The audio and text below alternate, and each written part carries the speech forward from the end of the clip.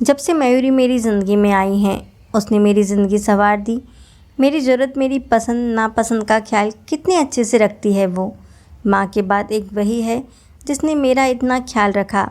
बचपन में मेरी माँ मेरे साथ एग्ज़ाम टाइम में रात भर जागती थी, बीच बीच में पानी और गर्म दूध लाकर देती थी। आज मयूरी भी उसी तरह मेरे बिजनेस के कामों में मेरी मदद करती है। मैं अगर रात भर जाग कर काम करता हूँ तो उसकी भी रात भर की ड्यूटी लग जाती है मुझे कॉफ़ी बनाकर देने की। माँ के उस एहसान को तो मैंने मयूरी जैसी आज्ञाकारी बहू लाकर उतार दिया, जो दिन रात उनकी सेवा में लगी रहती है। लेकिन मैं मयूरी का ये एहसान कैसे उतारूं? चलो मयूरी, आज बाहर घूम कर आते हैं, कोई अच्छे से फिल्म भी देख लेंगे और खाना भी बाहर खा लेंगे। मैंने मयूरी को खुश करने के अंदाज से कहा। अरे नहीं, बच्चों के एग्ज़ाम शुरू होने वाले हैं, उनको पढ़ाई में मेरी मदद चाहिए होगी और माँ जी की तबीयत भी सही नहीं है, वो अकेले कैसे घर संभाल पाएंगी। अगर आपको कुछ अलग से खाने का मन है तो बता दो, मैं ही बना दूंगी, और बाहर पैसा बर्बाद करने से क्या फ़ायदा। मयूरी के इस जवाब के आगे मैं कुछ ना कह सका। मैं उस इंसान को कैसे खुश करूं जो सबको खुश करने में लगी रहती है। मैंने मयूरी का हाथ पकड़कर उसे अपने पास बैठाकर कहा, मयूरी, तुमने मेरे लिए इतना कुछ किया है, मैं भी तुम्हारे लिए कुछ करना चाहता हूँ, लेकिन तुम हो कि हर बात में मना कर देती हो। मेरी बात सुन के मयूरी ने कहा, आपने भी तो मेरे लिए कितना कुछ किया है, इतना प्यारा परिवार दिया है, माँ जैसी सासू माँ दिया है, प्यारे 2 बच्चे दिए हैं, किसी चीज़ की कोई कमी नहीं रखी आपने। मेरे लिए तो इतना सा भी बहुत है। उसकी बात सुन के थोड़ा सोचकर मैंने कहा, मैडम जी, मानो या ना मानो, तुम समय से पहले ही बुढ़ी हो रही हो। ना घूमने फिरने का शौक़ है, ना कपड़ों का और ना गहनों का। अरे कितनी लड़कियां घूमने फिरने और फिल्म देखने की शौकीन रहती हैं। मेरा हाथ छुड़ाते हुए मयूरी ने हंसते हुए जवाब दिया, श्रीमान जी, मैं आपकी बीवी हूँ, गर्लफ्रेंड नहीं, जो इन सब चीज़ों से मुझे खुश करने की कोशिश कर रहे हो। कहते हुए मयूरी घर के काम निपटाने चली गई। मैं उसके जाने के बाद सोचता रहा कि या तो मैं भाग्यशाली हूँ या वो बेवकूफ़। बेवकूफ़ शब्द सोचते ही मुझे हंसी आ गई। सारी कोशिश बेकार गई। मैडम जी को किसी भी चीज़ का शौक़ नहीं है, लेकिन मुझे उसके लिए कुछ करना था जिससे उसे खुशी मिले। वैसे उसने कभी उदास होने का दिखावा नहीं किया था, पर उसके चेहरे पर जो खुशी रहती थी वो दूसरों को खुश देखकर ही आती थी। अब मुझे लगा कि मेरे अकेले की बस की बात नहीं है, इसमें किसी की मदद तो लेना ही पड़ेगा। इस काम के लिए मैंने बच्चों की मदद लेने की सोची। पहले तो वो यही सोचेंगे कि आज पापा को क्या हो गया, पुरानी फिल्में देख देख के ही कहीं उनके अंदर भी हीरो का भूत तो नहीं जाग गया। खैर, छुपते छुपते मैं उनके कमरे में गया। छुपते छुपते इसलिए क्योंकि मुझे मयूरी ने देख लिया तो कहेगी कि मैं बच्चों को पढ़ाई में डिस्टर्ब कर रहा हूँ। बच्चे अपने कमरे में बैठकर पढ़ रहे थे। मुझे देखकर चौंक गए क्योंकि मैं कम ही जाता हूँ उनके कमरे में। सृष्टि ने कहा, पापा कुछ काम था क्या? मैंने कहा, हाँ बेटा, एक काम है जिसमें मुझे तुम दोनों की मदद चाहिए।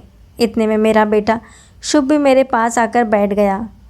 मैंने दोनों को पूरी बात बताई कि तुम्हारी मम्मी हम सब के लिए कितना कुछ करती है, हमें भी उनके लिए कुछ करना चाहिए ना।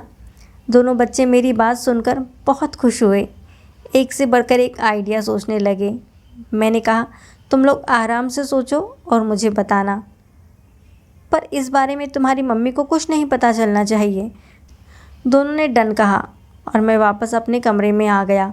रात में खाना खाने के बाद मयूरी कमरे में आकर आराम से सो रही थी। मैं चुपके से बच्चों के कमरे में गया।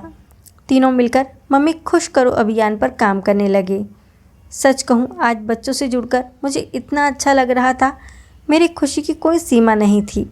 हमेशा अपने काम में व्यस्त होने के कारण कभी एक खुशी नहीं ले पाया। मुझसे ज़्यादा खुश बच्चे लग रहे थे। अपने पापा के प्लान में साथ देने पर उनको कितनी खुशी मिल रही थी, उनके चेहरे से पता चल रहा था। हम तीनों ने आखिरकार वो तरकीब निकाल ही ली। कल सुबह से उस प्लान पर काम करना था। मैंने दोनों बच्चों को गुड नाइट कहा और वापस अपने कमरे में आ गया। सुबह मयूरी नहाकर नाश्ते की तैयारी करने लग गई। ये क्या, नाश्ता तो बना रखा है, सृष्टि ने आकर कहा। मम्मी, आज से नाश्ता मैं ही बनाऊंगी, आप हमेशा चाहते थे ना मैं भी घर के काम सीख लूँ। इसलिए शुरुआत मैंने आज से ही कर दी है। अब जल्दी से सब चक्के बताओ कि कैसे बना है, शुभ ने कहा। हाँ मम्मी, इसके आज के नाश्ते से इसका फ्यूचर तय हो जाएगा कि ससुराल में गाली खाएगी या नहीं, मम्मी ने प्यार से डांटते हुए शुभ से कहा। चुप रहो, मेरी रानी बिटिया के खाने में कोई कमी नहीं हो सकती।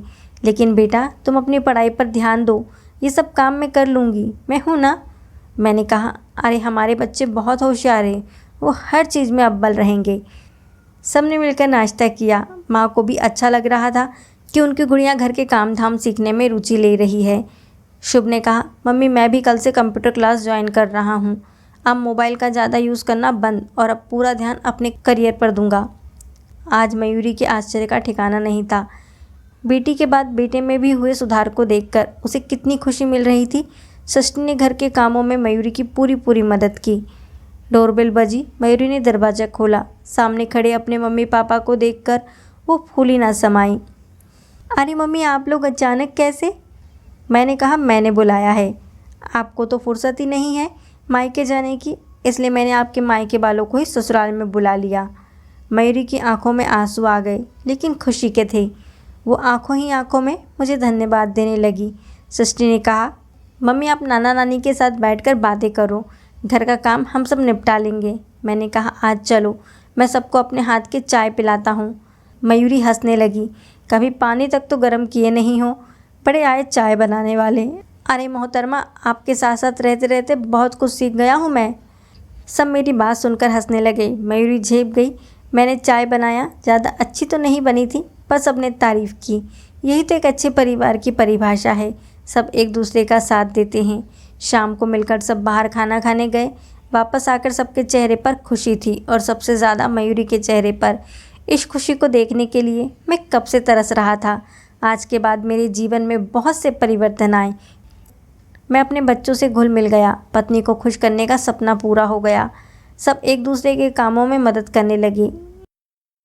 ये काम मैं अकेले नहीं कर सकता था, क्योंकि जो सबको खुश रखती है उसको खुश करना अकेले के बस की बात नहीं है। मेरी तरह आप भी अभियान चलाइए, एक खुशी उसके लिए जो आपको खुश रखती है, लेकिन अपने बच्चों और परिवार वालों की मदद लेना मत भूलिएगा। लेखिका हैं अंजू अनंत जी।